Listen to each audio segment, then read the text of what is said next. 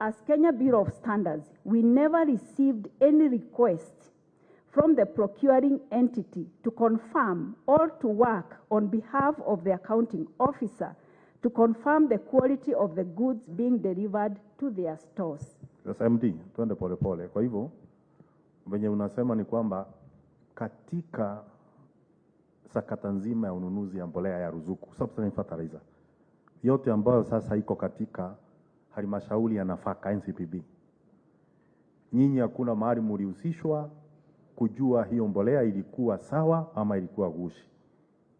Hatukuhusishwa kamwe. Fertilizer zote, mbolea zote, sio hii peke yake, chemical zote ambazo walinunua. Hatukuhusishwa kwa hiyo mpango wa ununuzi. Tuendelee. With your kind permission then.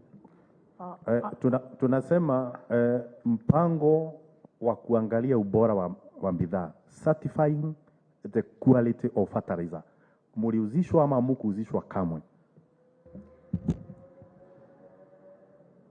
Chair, in the entire process of procurement, tendering and procurement of the fertilizer under the subsidy program, Kenya Bureau of Standards was not involved at all. What about certifying? Tuache mpango mzima ununuzi, tunajua nyinyi sio mlinunua.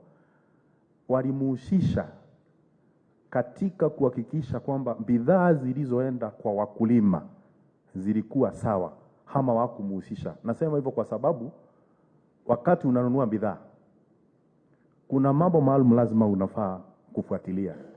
There are some specifications that are given in the tendering, in each tender. You are the one who are supposed to make sure that some of these aspects they are followed.